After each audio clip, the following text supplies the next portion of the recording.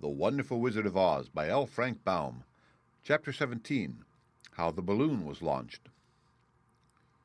For 3 days Dorothy heard nothing from Oz. These were sad days for the little girl, although her friends were all quite happy and contented.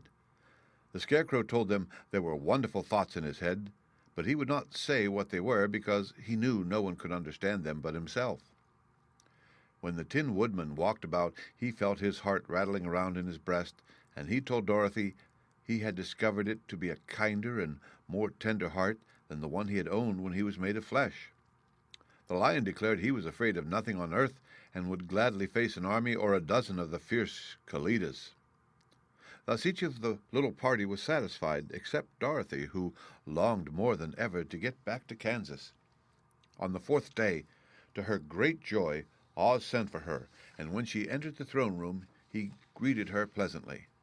"Sit down, my dear. I think I have found the way to get you out of this country." "And back to Kansas?" she asked eagerly. "Well, I'm not sure about Kansas," said Oz, "for I haven't the faintest notion which way it lies. But the first thing to do is to cross the desert, and then it should be easy to find your way home." "How can I cross the desert?" she inquired.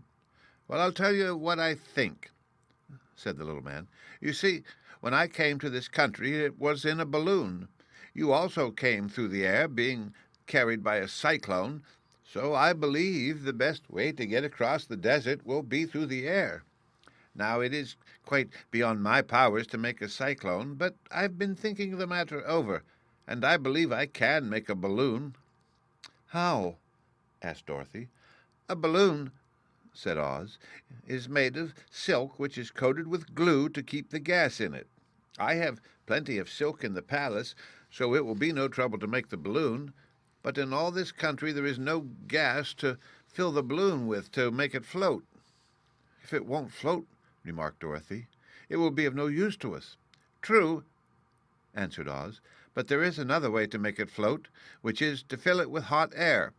Hot air isn't as good as gas, for if the air should get cold the balloon would come down in the desert and we should be lost." "We!" exclaimed the girl. "Are you going with me?" "Yes, of course," replied Oz. "I'm tired of being such a humbug. If I should go out of this palace my people would soon discover I am not a wizard, and then they would be vexed with me for having deceived them. So I have to stay shut up in these rooms all day, and it gets tiresome. I'd much rather go back to Kansas with you and be in a circus again." "I shall be glad to have your company," said Dorothy. "Thank you," he answered. "Now, if you will help me sew the silk together, we will begin to work on our balloon." So Dorothy took a needle and thread, and as fast as Oz cut the strips of silk into proper shape, the girl sewed them neatly together. First there was a strip of light green silk, then a strip of dark green, and then a strip of emerald green, for Oz had a fancy to make the balloon in different shades of the color about them. It took 3 days to sew all the strips together, but when it was finished they had a big bag of green silk, more than 20 feet long. Then Oz painted it on the inside with a coat of thin glue to make it airtight, after which he announced that the balloon was ready. "But we must have a basket to ride in," he said. So he sent the soldier with the green whiskers for a big clothes basket, which he fastened with many ropes to the bottom of the balloon. When it was all ready, Oz sent word to his people that he was going to make a visit to a great brother wizard who lived in the clouds. The news spread rapidly throughout the city, and everyone came to see the wonderful sight. Oz ordered the balloon carried out in front of the palace, and the people gazed upon it with much curiosity. The Tin Woodman had chopped a big pile of wood, and now he made a fire of it, and Oz held the bottom of the balloon over the fire so that the hot air that arose from it would be caught in the silken bag.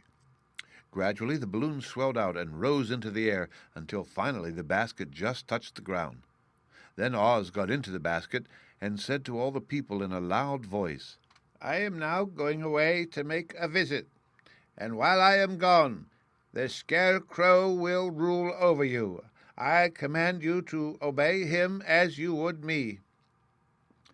The balloon was by this time tugging hard at the rope that held it to the ground, for the air within it was hot, and this made it so much lighter in weight than the air without that it pulled hard to rise into the sky.